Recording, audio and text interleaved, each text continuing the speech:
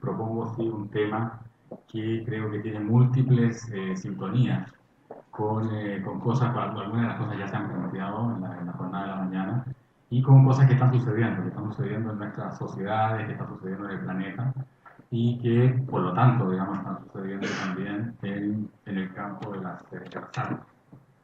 Eso es lo que propongo, es eso, ¿no? Un diálogo. Más cerca. Ok. Eh, bueno, el título esto es Memorias de la violencia en el arte contemporáneo, ¿no? Lo que propongo es una manera de abordar la violencia, ¿no? Aquí la memoria es una manera de reflexionar sobre la violencia, es una manera de entender la violencia.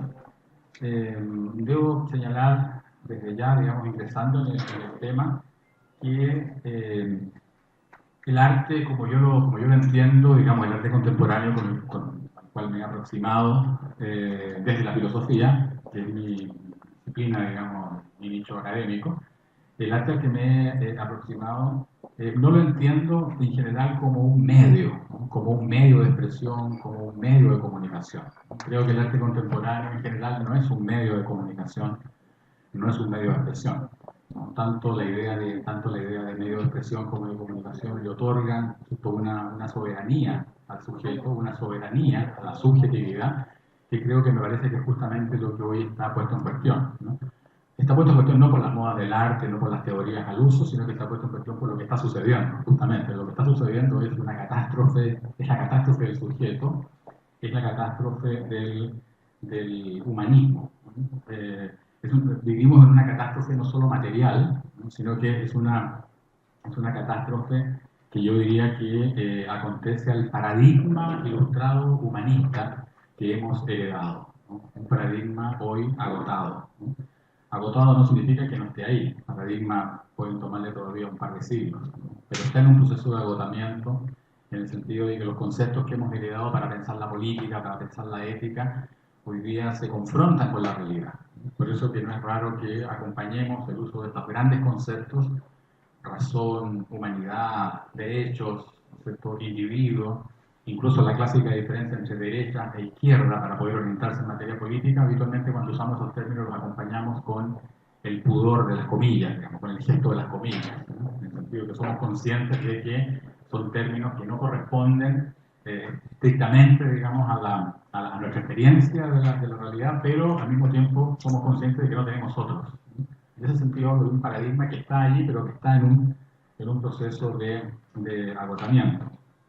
Algo de esto propuse en la conferencia del primer congreso, ¿no? Bajo la noción de lo tremendo, que es algo que está presente también en lo que estoy proponiendo.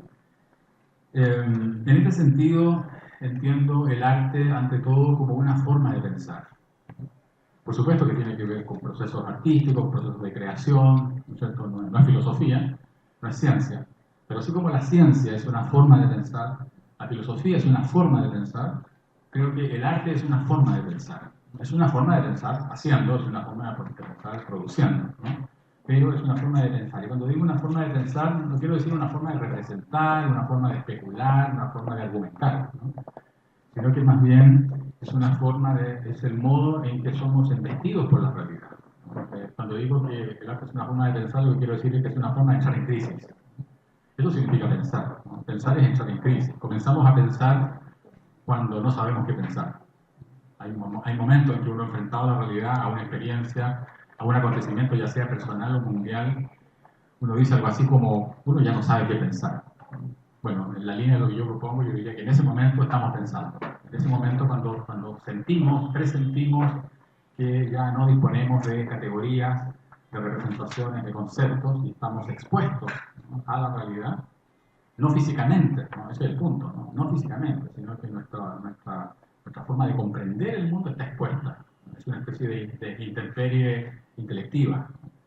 A eso lo denomino pensar. Entonces, cuando digo que entiendo el arte como una forma de pensar, lo que quiero decir es que es una forma de situarse en la intemperie.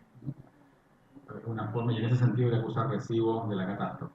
Sin duda que la violencia es un elemento fundamental en esto que denomino la catástrofe del paradigma ilustrado. ¿Qué es lo que entiendo aquí por violencia? Habitualmente cuando reflexionamos sobre la violencia, especialmente cuando encontramos la violencia en el arte, se trata de la violencia entendida como un acontecimiento de violencia, como un acontecimiento muy ligado al cuerpo, ¿no? Estamos muy, ya conocemos, digamos, estamos muy familiarizados con el arte que reflexiona la violencia política, la violencia militar en nuestros continentes. Abunda la sangre, las cabezas cortadas. Bueno, esa es la violencia como acontecimiento.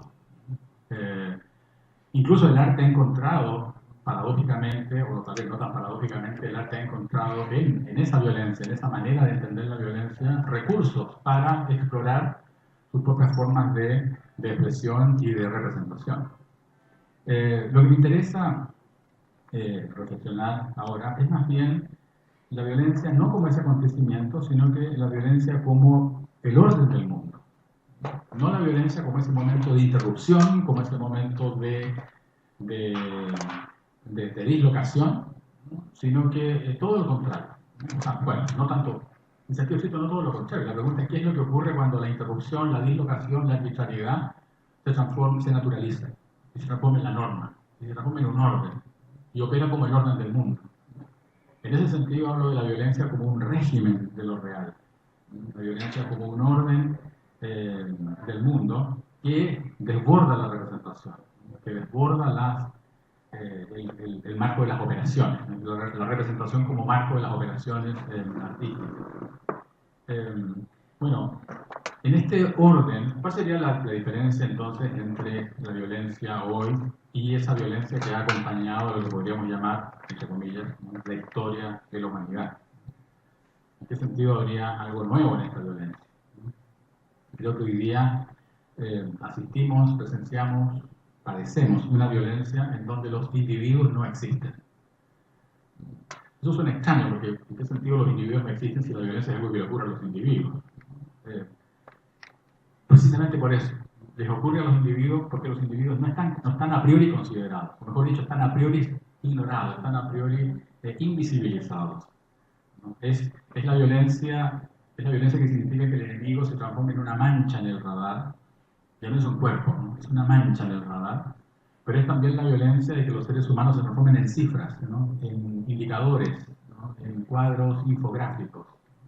Hay allí una violencia que no tiene que ver, insisto en ese punto, no tiene que ver con que los cuadros infográficos, las estadísticas, las encuestas, no sean un recurso para dañar al ser humano, ¿no? El punto es qué es lo que ocurre cuando los seres humanos se transforman, en concreto, seres de carne y hueso, que sienten, sufren, se transforman en alimento o en recursos, digamos, ¿no? Para estadísticas, para sondeos de información, etc. La historia del siglo XX es una historia especialmente violenta. Eric Hobsbawm, historiador inglés, decía que el siglo XX es el siglo más sangriento en la historia de la humanidad. Con lo cual no se refería a que en el siglo XX se hubiesen cometido más cuantitativamente, ¿no? Más crímenes que en los siglos anteriores, ¿no? Se refería justamente a esto que señalaba al comienzo como la intemperie. La intemperie, esta especie bueno, Boston lo entendía así, ¿no? Una especie de desencadenarse de los acontecimientos que nos conduce hacia la barbarie. Eh, ¿Cuál es la violencia que se desata en este marco? Yo lo llamo la violencia de la aniquilación. Y me interesa el peso de ese concepto, el concepto de aniquilación, es decir, conducir a un ser humano hacia la nada. Esa es la violencia, ¿no? No es solo la violencia del hecho mismo, ¿no? Del hecho que reconocemos la relación violenta entre la victimario y la víctima, la violencia como eso que alguien le hace a otra persona en el cuerpo, sino que es la violencia de haber a priori, ¿no? De haber a priori decidido la necesidad de conducir, ¿no? A esa persona o a ese grupo de personas, cuando se los define ideológicamente, hacia la nada. Eso, por ejemplo, en el concepto de la doctrina de la seguridad nacional, ¿cierto? Cuando se elabora el concepto de enemigo interno, es decir, el enemigo que se define por la ideología, ya no por su nacionalidad, por su uniforme, sino por la ideología. Entonces hay enemigos que son parte de la misma nacionalidad, pero con una ideología internacionalista, ¿no? Es decir, en el contexto de la Guerra Fría, la doctrina de la seguridad nacional, elaborada y adaptada especialmente para América Latina, define al enemigo por la ideología marxista. y entonces ha de ser aniquilado. Ese término, aniquilación, es un término que me interesa para caracterizar lo que significa hoy la violencia, alcanzando un carácter incomprensible. No es que no se pueda explicar, eso es subrayar eso también, no es que la violencia haya algo inexplicable, la violencia siempre se ha podido explicar en términos de causalidad, económica, política, en general, histórica. El problema se produce cuando nos proponemos, no podemos sino hacerlo, intentar hacerlo, ¿no? Comprender lo inexplicable, que no por inexplicable deja de ser comprensible en términos de una causalidad histórica. Eh, en los años 80, el historiador francés Pierre Chaunu se hizo una pregunta, siguiente pregunta. La pregunta fue, ¿cuántos seres humanos han muerto? Él no preguntaba cuántos seres humanos han muerto en una determinada guerra, en una determinada batalla, en un determinado siglo, sino cuántos seres humanos han muerto en la historia de la humanidad. Esa es una pregunta tremenda, es una pregunta inconmensurable. Chaunu ensayó un cálculo y arrojó un resultado. Los colegas, como suele ocurrir en la vida académica, se resolvieron en cuestionar el resultado de Chaunu, diciendo que estaba mal hecho el cálculo, que todavía eran más o que eran menos. En realidad, da lo mismo el resultado. Lo potente es la pregunta. Esa no es la pregunta de un historiador. No es una pregunta para la cual sirva la historiografía. Yo diría, en ese momento, Chaunu está pensando como un artista. El artista contemporáneo se hace ese tipo de preguntas, que no son preguntas para las cuales esté buscando una respuesta, sino que son preguntas que le permiten enfrentar o ser confrontado con la magnitud de lo que está sucediendo. Lo que está sucediendo hoy es la conciencia de que los seres humanos son individuos. Antes que comunidades, antes que nacionalidades, antes que ideologías, antes que movimientos, del tipo que sea, son individuos. Eso es una conciencia hoy, que es producto de las catástrofes, insisto, no de filosofías individualistas. Y de pronto esa conciencia de que el ser humano es un individuo se proyecta hacia el pasado. Y entonces aparecen estos millones de individuos. Eso es algo tremendo. No digo que sea malo. Lo tremendo no es sinónimo de algo malo ni de algo bueno. Es algo que desborda nuestra capacidad de pensar. Bueno, especialmente en nuestras historias opera la memoria en un pasado del cual tenemos que hacernos cargo. Sentimos la necesidad de hacernos cargo. Bueno, la imagen que abre la exposición, no es que esté recién empezando la exposición, la tenía ahí, bueno, vamos a ir rápido después con las imágenes, no nos preocupemos. La imagen esta corresponde a un colectivo de arte que se llama Casa Grande. Es un colectivo que lo que se propuso, ellos rechazan la palabra colectivo, que ellos prefieren llamarse grupo de amigos, o grupo de poetas amigos. En realidad son todos poetas. Y el proyecto de ellos ha consistido en en realizar, llaman ellos, bombardeos de poemas en lugares que fueron bombardeados. Han logrado realizar el proyecto en Berlín, en Londres, en Varsovia, en Guernica. La imagen corresponde al bombardeo de poemas en Guernica. En Dubrovnik, en Croacia, en Santiago de Chile. Este año lo hicieron en Madrid. Entonces, ahora, cuando ellos proponen esta idea en cada lugar, eso genera una discusión. La comunidad de esos lugares no recibe inmediatamente esta propuesta como una buena idea. Se produce una discusión. Y entonces uno se da cuenta de que eso que había ocurrido en el pasado, ese pasado que aparentemente, en una imagen ingenua del pasado que pareciera que se aleja con cada día que pasa, cuando se plantea este proyecto, aparece la discusión. Y uno se da cuenta de que el pasado estaba ahí, que estaba todo pendiente. Y hay grupos que se oponen al bombardeo de poemas porque piensan que es una frivolidad, allá los artistas con sus cosas. Otros se oponen porque piensan que es el primer paso hacia el olvido. Otros, al contrario, reciben la idea como una manera de volver a discutir una historia cuyas heridas han permanecido de alguna manera todavía abiertas. Entonces, finalmente, lo fundamental del proyecto no es el acontecimiento mismo, sino que todo el proceso de discusión para llegar a este momento. Ahora, lo que ocurre en el momento es una cosa realmente mágica. La gente corre. Los primeros bombardeos de poemas, las principales preocupaciones de los municipios eran obviamente quién iba a limpiar, hacer el aseo, porque lo que se arrojan son 100.000 poemas. 100.000 poemas con poetas de la zona, traducidos, pertinentes, etc. 100.000 poemas cada. Entonces la pregunta del municipio incluso era, ¿y quién va a limpiar esto? ¿Quién va a pagar el aseo de esto? Pues bien, lo que ha ocurrido hasta ahora es que nunca ha quedado un poema en el suelo. La gente, ¿no? Familias, niños, es una escena no sé decir, a veces casi conmovedora, ¿no? Lo que sucede en ese momento. Bueno, la memoria entonces, ¿no? La memoria de la violencia, por lo que ya vengo diciendo, nosotros entenderemos que la memoria de la violencia no es la memoria de un hecho puntual, no es la memoria de de algo que pueda ser simplemente registrado en una fotografía, ¿no? En una fecha, ¿no? Sino que tiene que ver justamente con la memoria de lo inaceptable, la memoria de lo incomprensible, la memoria de algo que de alguna manera rompe con el curso narrativo de la historia. Es algo que no puede ingresar en una historia. Bueno, en Chile existe el Museo de la Memoria, que es un lugar bastante, hasta el día de hoy, digamos, muy discutido, un lugar absolutamente necesario, pero se discute permanentemente respecto a la idea de la memoria que hay allí, a la manera al discurso, digamos, que está de alguna manera allí a la base.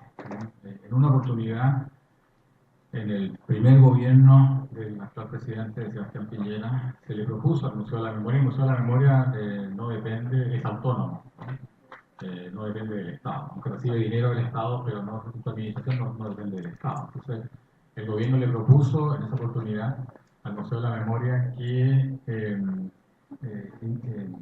dispusiera dentro del museo, como parte de la muestra permanente, dispusiera aquello que permitiera comprender por qué sucedió lo que sucedió, aquello que permitiera elementos, información, testimonios que permitieran comprender por qué se quebró, se interrumpió, se destruyó la democracia en Chile en el año 73. Y bueno, se produjo una discusión, el Museo de la Memoria, por supuesto, rechazó esa propuesta, y muchos estuvimos de acuerdo con eso, pero sí se instaló una discusión muy interesante, ¿no? Y la discusión tiene que ver con la relación con la historia que hay en un Museo de la Memoria, o en un lugar de la memoria. Una discusión que es muy importante, ¿no? O sea, un museo de la memoria es, en algún sentido, un museo de historia. Hasta el momento la respuesta es no. El museo de la memoria no es un museo de historia, justamente porque es la memoria de lo inaceptable. No se trata de que se confronte con la historia, es que es una relación distinta con el pasado, o es una relación con otro pasado, con otra dimensión del pasado. La dimensión justamente de lo inaceptable, de lo inconcebible, de la aniquilación. Un artista, Máximo Corbalán, realizó el año, bueno, es un proyecto en realidad, ¿no? Tiene varias versiones, ¿no? En distintos momentos, varias etapas. El proyecto se llama ADN y hace referencia a las técnicas de identificación de, de restos humanos con el método del ADN. Un método que sea, no hace mucho, era bastante falible, pero alcanzó un grado de infalibilidad muy importante después de la destrucción de las torres en Nueva York.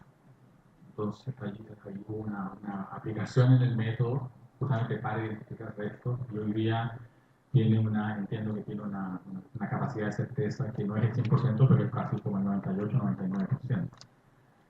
Bueno, el padre del artista, Máximo Corbalán, fue un detenido desaparecido. Cuando el artista nunca no lo conoció, ¿no? Cuando él nació, el padre ya había muerto, había sido asesinado. Y bueno, se lograron identificar los restos. Entonces, es literalmente los restos, ¿no es cierto? Entendamos eso, no se trata ya de identificar un cuerpo humano, de identificar un cadáver, sino restos. Restos son materia en donde difícilmente reconoceríamos algo así como un cuerpo humano. Sin embargo, el método de ADN logra identificar una identidad. Eso es algo tremendo. Es algo tremendo que esa persona, una persona, un ser humano, digamos, que tiene gustos, memoria, afinidades, tiene ideas políticas, afectos, gusto por un equipo de fútbol, en fin, toda la complejidad de un ser humano de pronto desaparece, es aniquilado. Y hay que pesquisar, ¿no? Hay que ir a buscar su identidad en los vericuetos de la materia, ¿no? Y finalmente encontrarla. Y decir, esta es esa persona, ¿no? Eso es algo impresionante. Entonces, claro, ¿no? Máximo Corbalán hizo esta obra que se llama Proyecto ADN, eh, y que es una reflexión sobre la violencia, justamente, ¿no? Pero en la línea de lo que estoy diciendo, ¿no? O sea, aquí no hay sangre, no hay cuerpos seccionados, no hay representación, no hay simulacro, ¿no? Es una imagen de la vida.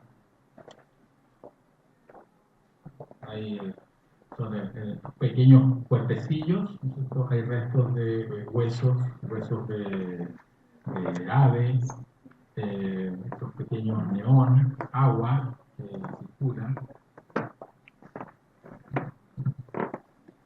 proyecto ADN. Es una reflexión, como digo, sobre esta identidad descorporizada, ¿no? Esta identidad despersonalizada, y en donde, sin embargo, la personalidad, la identidad se rescata, como decía, en la materia. Eh,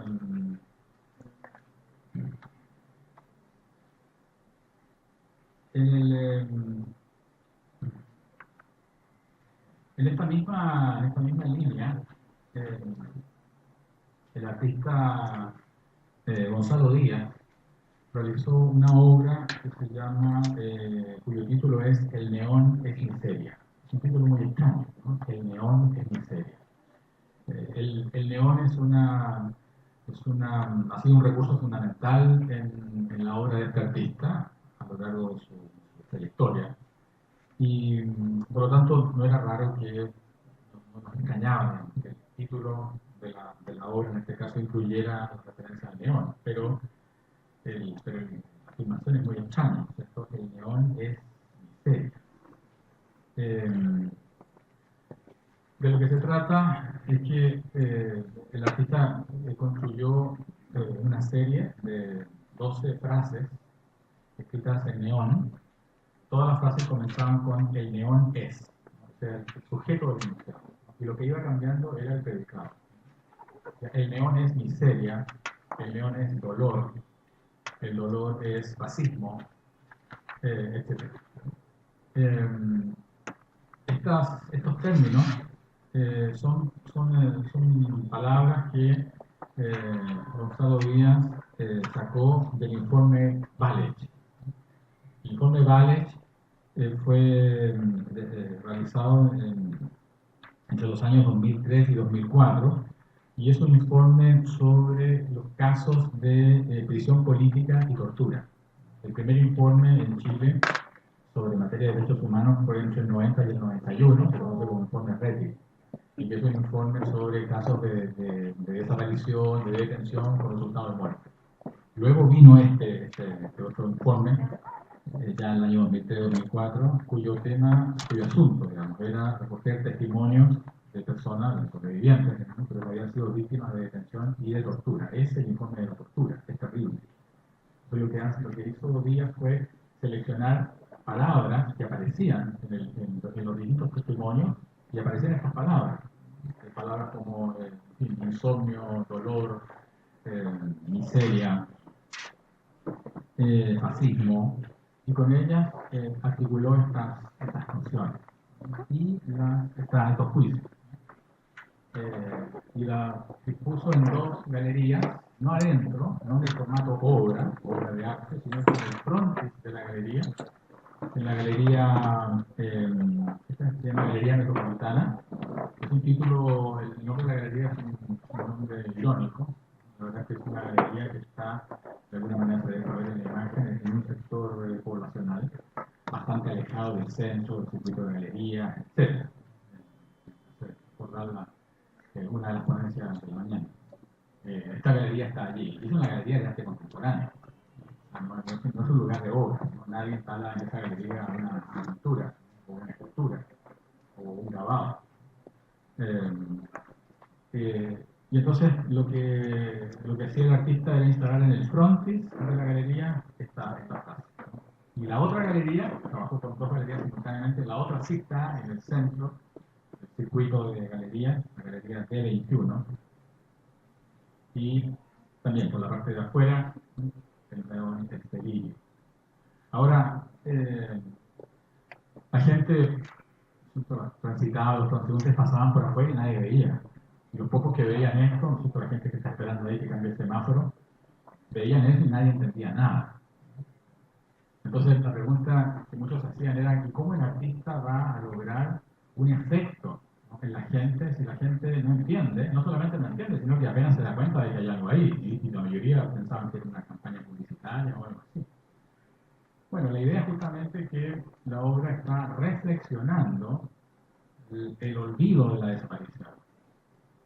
O sea, la presencia que tiene, el tipo de presencia, ¿no?, que alcanza esta obra en medio de la ciudad, es el tipo de presencia que tiene, pues, que tendría, digamos, cotidianamente, la conciencia, la memoria, ¿no?, de la tortura, de la desaparición. Es una reflexión, diríamos, sobre la desaparición de la desaparición. Es una reflexión sobre el olvido. No un olvido que culpa, no es una reflexión sobre el olvido para llamar la atención sobre aquellos que olvidaron y que no debiesen olvidar. Es una reflexión sobre el olvido como algo que es inherente a la sociedad, que es inherente a nuestro tiempo. Cuando se plantea que un lugar de la memoria o un museo de la memoria tiene entre sus tareas impedir el olvido, más bien yo planteo la siguiente pregunta, a partir de una hipótesis. Supongamos que el olvido ya ocurrió, entendiendo que olvido no significa no acordarse. El olvido es otra cosa, es algo que ya pertenece a otro tiempo.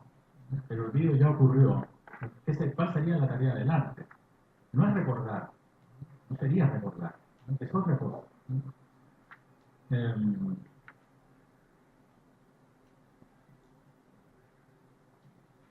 eh, a ver, voy a ir, para aportarme al tiempo, voy a ir montado sobre las obras.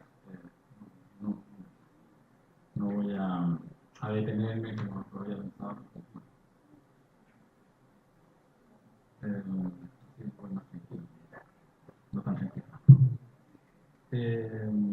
La artista Volupa Jarpa comenzó a realizar hace varios años, digamos, una reflexión sobre los archivos. ¿No? Los archivos, en el marco de lo que estamos discutiendo en este momento, han tenido sin duda un protagonismo fundamental.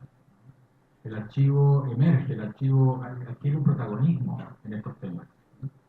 Eso es muy importante. El archivo siempre fue considerado, y todavía, ¿no es cierto?, es como el recurso fundamental del historiador. El historiador recurre al archivo para informar su relato. La pregunta es, ¿qué es lo que sucede cuando lo que acontece es lo incomprensible, es lo inaceptable, es lo inconcebible? ¿Qué es lo que sucede? El relato entra en crisis, la matriz narrativa de la historia entra en crisis. Si lo pudiéramos llevar a una imagen, diríamos que el archivo se toma la escena. El archivo irrumpe en el relato. el cuerpo del archivo. El cuerpo del archivo entendiendo que el archivo tiene una relación con el pasado que no tiene la historia. La historia necesariamente discrimina, necesariamente establece jerarquías, prioridades, personajes principales, personajes secundarios y los que iban pasando por acá cuando se tomó la foto. Que a nadie le importa. Pero hoy día sí ya hay una especie de conciencia, ¿no? Hoy día tal vez uno ve una fotografía y la imagen, la atención casi natural, casi inmediatamente se va hacia el que está atrás. ¿Quiénes serían? ¿No? ¿Qué pensaban? ¿Qué hacían? O sea, la historia hace algo con el pasado, pero la mayoría queda afuera. El pasado es como la marea, el pasado es como la energía oscura de la historia. La historia fuera la zona visible, el pasado es casi todo. El archivo da cuenta de eso. El archivo da cuenta de que el pasado no cabe en la historia. Esa es la emergencia del archivo. Entonces, bueno, muchos artistas hoy día a nivel mundial trabajan sobre el archivo de esa manera, no como un recurso para construir relatos, sino sobre el cuerpo mismo del archivo. Molusco Scarpa comenzó a trabajar especialmente sobre el archivo cuando se anunció la desclasificación de los archivos de la CIA. Eso era muy importante, ¿no? La desclasificación de los archivos de la CIA entre el 48 y el 94. Esa información era muy importante, era esperada con mucha expectativa para, en fin, reflexionar la incidencia que tuvo Estados Unidos y particularmente la CIA en América Latina, ¿no? Particularmente en los golpes militares. Entonces, bueno, llegaron los archivos desclasificados, pero los informes venían tachados. Eso era muy extraño, era casi una ironía, era como un chiste de humor negro, muy negro. Venían las páginas, ¿no? Si quieren ver las páginas, bueno, ahí están, pero están tachadas. Entonces, bueno, eso produjo pena, indignación, y esta artista dice que eso le produjo una pena infinita, pero luego, ahí tenemos el arte como una forma de pensar. Luego Bolupa dice, me pareció ver algo en las tachaduras. Me pareció que el cuerpo de la tachadura hablaba justamente del acontecimiento, hablaba de lo que estaba sucediendo. Y entonces empezó a trabajar sobre la tachadura, más que sobre la información. Una de sus últimas exposiciones, entiendo que es la exposición con la que ella cierra ese proyecto, se llama En nuestra pequeña región de por acá. Donde el tema es eso. El archivo forma cuerpo, ¿no? Pero de esta manera, ¿no? Si ustedes se fijan, ¿no? Las tachaduras le dan un espesor, le dan un cuerpo, una densidad a esa información.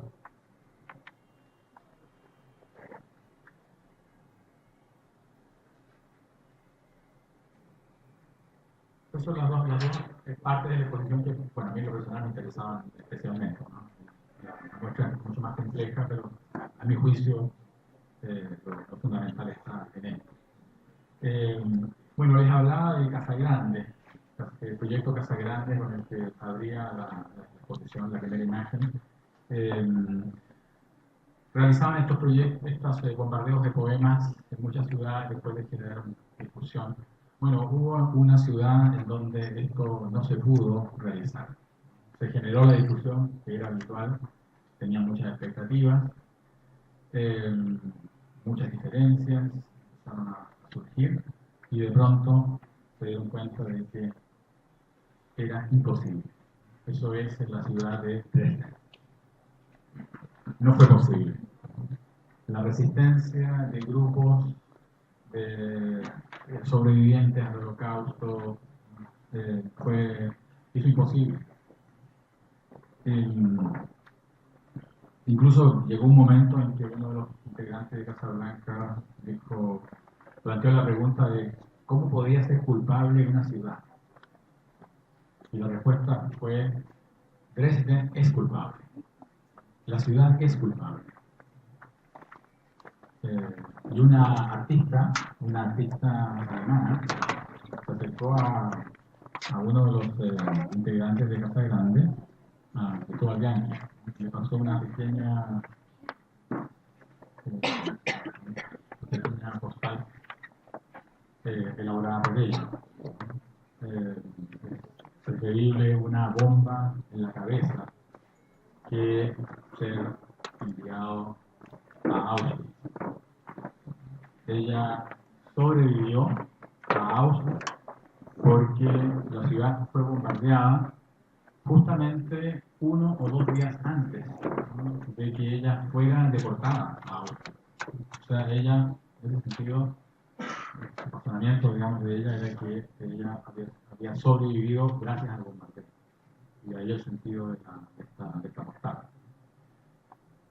Creo que ya estoy empezando a exceder en el tiempo. ¿Sí?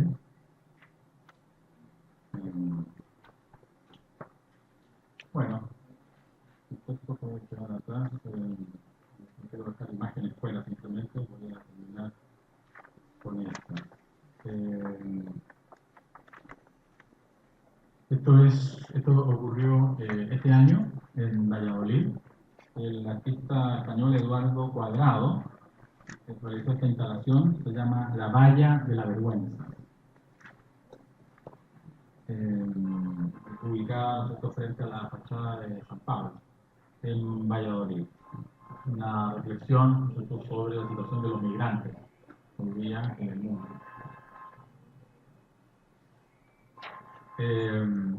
Es una reflexión sobre la violencia, sobre la violencia que ocurre en el mundo, sobre la violencia de la migración. Miles, cientos de miles de personas empujados a vagar sobre el mundo, sobre la superficie del planeta, ¿no? Ya la palabra mundo habría que nuevamente usar entre comillas. Hoy día lo que emerge es la materialidad del mundo, que es el planeta. Cientos de miles de personas buscando un lugar donde vivir. No estamos buscando un lugar más bonito, un lugar más justo, un lugar donde los gobiernos tengan ideas políticas cercanas a las de ellos, simplemente levantan la cabeza, miran y dicen dónde esto funciona. Por tanto, no están buscando un lugar, esto es muy interesante, no están buscando un lugar en donde no exista capitalismo, en donde no exista neoliberalismo. Están buscando un lugar en donde el neoliberalismo funciona. Hay lugares en donde no funciona y hay lugares en donde funciona. Entonces, levantan cabeza. En Haití, por ejemplo, funciona muy fuerte. Levantan cabeza en Haití y miran hacia el sur de América del Sur, hacia Chile.